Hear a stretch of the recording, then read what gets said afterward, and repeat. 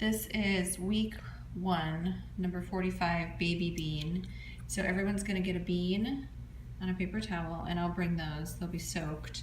And then they can observe from the outside the different parts. You'll want to either have this for them to look at, or maybe they can sketch what they see and you can talk about the different parts.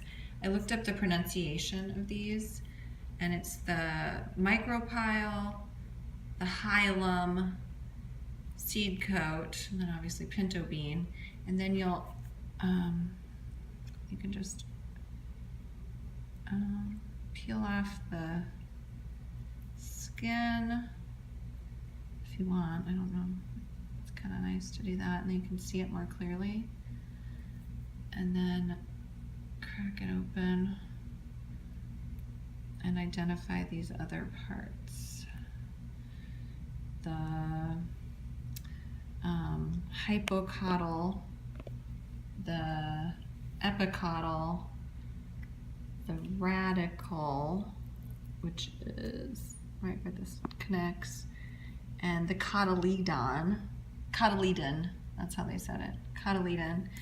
And so then you can talk about how, what do you do with the seed, and what happens when you plant it and give it water and it grows. So just have that discussion.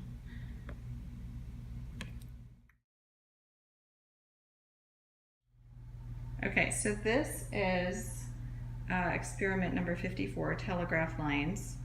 And you'll want to tie a string between 2 chairs, tie it taut, and then the students, you're going to have one student on one end, one on the other, facing away from each other, and one of them will flick it, and the other one will wait to see if they can feel the vibration. And the point of the experiment is to demonstrate what happens with a spider, with a spider's web, so they can tell what is coming into their sticky web. If it's something small, then they just ignore it. If it's something medium size, they'll go over and attack it, and attack's not the right word. They'll go over and wrap it with their silky strands and get it sort of wrapped up and stuck in the web. And if it's something big, they'll try to avoid it because they'll be fearing that they're going to be eaten. So this is more like a breeze. And it's not flicking, it's more just touching it. And then if something bigger was going to come, it would look more like that maybe the spider could go and get, like a fly. And then if it's something even bigger, it's like an animal or a person walking through it, and I don't know what spiders do. They hide, I guess. So this is number 56, belly up. And for this we need a bag of water. Well, a Ziploc sandwich bag, you put just, a couple inches high with water. And then you're going to put your straw in and get it closed up as much as you can. Just only allow room for the straw. And then you blow into it as much as you can. And then you close it up tight. And you put it into your bowl of water, and it floats. And the reason it floats is because of the air. And this demonstrates why fish either, when they die, they either are belly up or more likely on their side, as opposed to the way they would normally be swimming in the water. Because they're in their intestines, the bacteria is decomposing the food, and then when it's decomposed, there's gas, and it has the gas bubbles that form a balloon, just like the plastic bag is inflated with air. So that's why it floats. So this should be a demonstration. There's no way for every kid, or no reason for every kid to blow on the straw in the bag. So just do it as a demonstration. You can have one student blow, or you can just blow, and then have the conversation about what happens and maybe if they've seen fish like this or why that would be.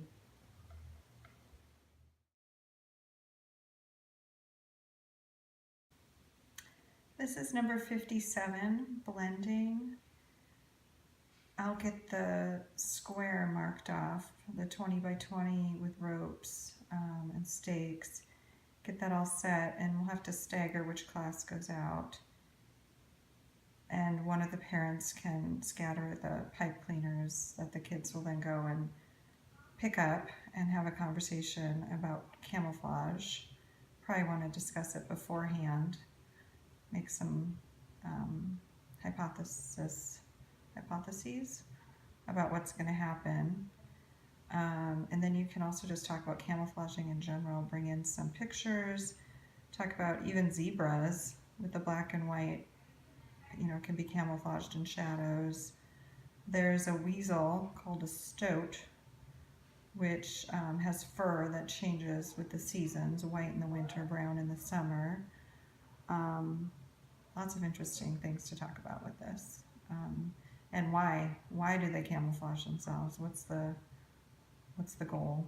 Obviously predators and prey, and some of that vocabulary, some of that naming.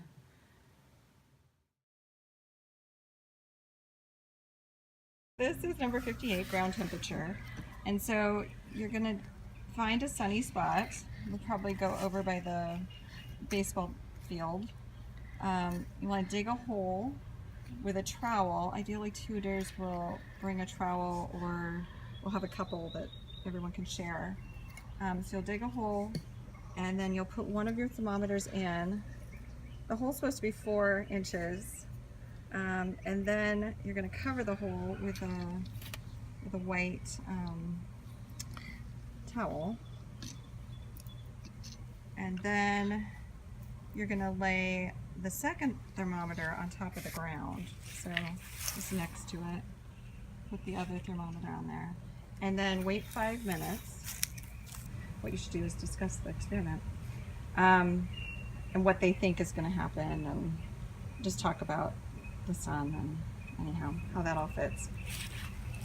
And then after 5 minutes, read the temperature on each thermometer. So you'll want to read the underground one. You'll just read it right away after you take it out. And then ours was outside for a while, so it's probably a little high.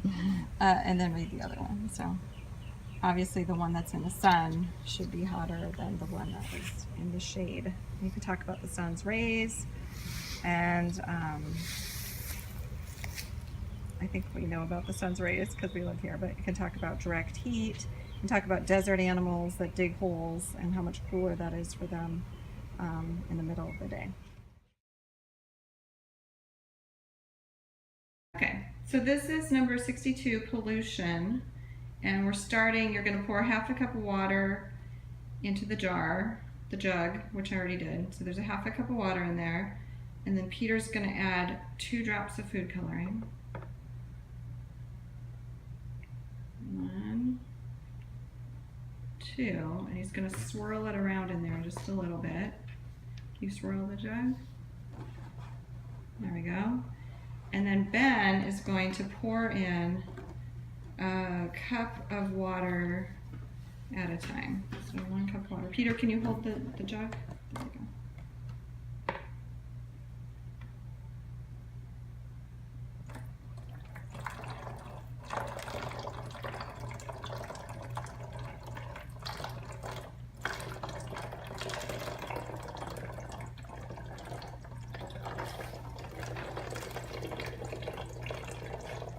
So while he's doing that, I'm going to explain what you can talk about. Probably not at this point, but for the sake of time. So he's going to do a cup at a time, and you're going to just observe what's happening. So the red is getting lighter, but it's obviously still visible. And then he's going to take the pitcher and pour the cup. Tell me when. Good. Okay. You did too late. That's okay. Close enough. And then he's going to pour another cup in. It's okay, Sue. It's okay. And then you're gonna keep adding 1 cup at a time to see if you can get the red to disappear.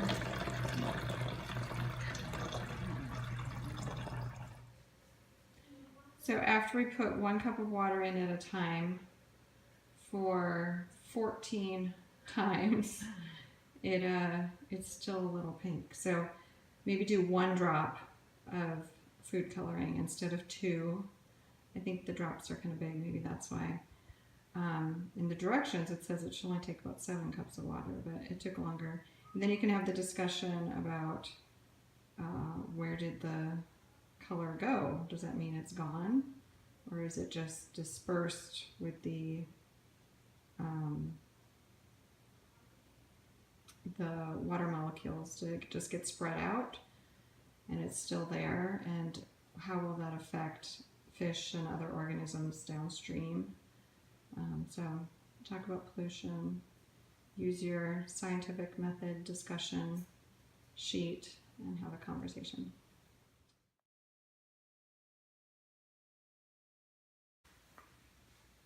So this is number 60, oily feathers. And we've put our cup of tap water in the bowl and we're gonna add the oil. We're gonna add 1 teaspoon of vegetable oil. And then we're gonna observe what's happening. So you can have a conversation about what is happening. And it's spreading out. It's not mixing in, just kind of spreading out on the surface of the water. So we're gonna add liquid, dishwashing liquid. And because it's liquid and not powdered like it says on the experiment, we just need a couple drops. So we'll put in a couple drops of the Dawn and we're going to gently stir it to mix it, but we're going to try to not make bubbles. So we're gently stirring and now we're going to observe and talk about it. And so we can see the oil's broken up for sure. It's no longer in its large circles. It's mixed up and some of the oil sank and then there's tiny bubbles on top. And so then you can talk about why this is happening. And it's because water is denser, so it doesn't mix with the oil. So it floats, just like in salad dressing where you can't get your oil and your water to mix. And then the point of this is talking about birds and pollutants and soap getting into the water and and how birds need oil. They need oil on their wings to stay afloat, and when you break it down with the soap, they're more likely to sink. The soap molecule has 2 ends. One is nonpolar and one is polar. So the nonpolar end, think of it as organic, will easily mix with oils. On the other end, which is polar, will be attracted to the water molecule. So you have that double pulling back and forth, and that's what will tie up the grease and allow it then to mix with the water and sink or disperse. Is that what creates bubbles? Well, soap bubbles the bubbles that you blow, that's what allows that to surround the air pockets that you have when you're blowing, because the water molecules will be attracted to each other and then be on the outside of the bubble and be able to be stretched.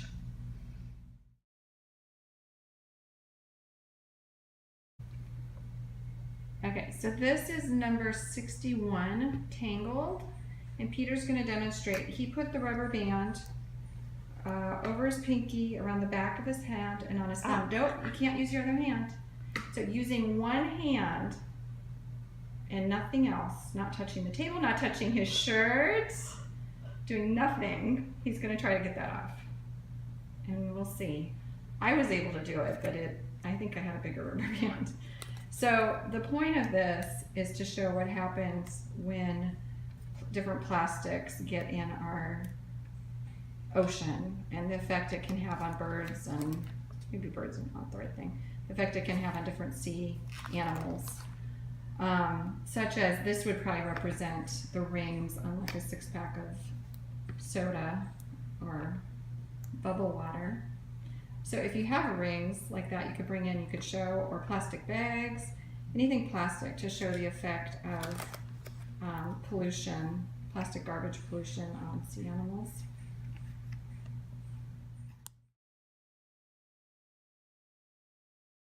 This is number 65, Fooling Your Tongue. And Peter is going to take a bite of apple. And he's going to chew it thoroughly. What does it taste like? Tastes like a normal apple. Well, there you go. Tastes like a normal apple. Probably a little sweet, right? And he's going to chew it thoroughly, and he's going to wait before he takes another bite. And then I've added several drops of vanilla extract to this. It'll be an eyedropper. Oh, go back to where you are so we can see you. And then he's gonna smell it. Can you hold that up to your nose? Okay, you hold it with your hand. Hold that up to your nose and then take a bite at the same time. Does it taste different?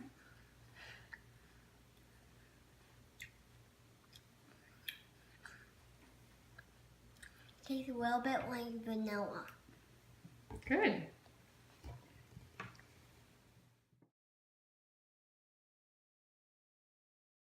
Okay, so this is for number 66, Trickery. And each student's going to get a piece of paper and a ruler and a pencil. And they're going to draw 2 parallel lines 4 inches long.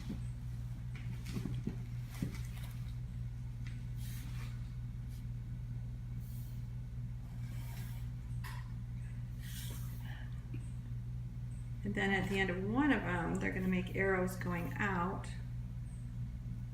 And at the end of the other one, they're going to make the arrows go the other way. And then they're going to decide which one looks longer. Which one looks longer, Ben? The bottom one. Yep. And that's called an optical illusion. And it fools our brain into thinking one line is longer than the other because of the V's. I guess I should have called them putting V's on the end instead of arrows.